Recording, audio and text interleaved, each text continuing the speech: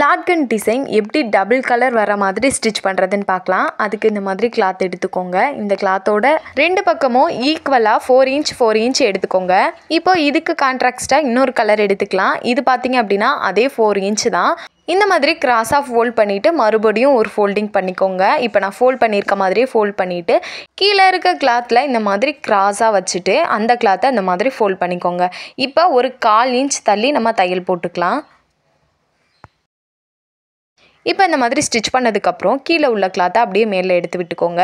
இப்போ நாட் எடுத்து கரெக்டாக சென்டருக்கு நேராக வச்சுட்டு நம்ம மறுபடியும் இந்த மாதிரி கிராஸாக ஃபோல்ட் பண்ணிக்கலாம்.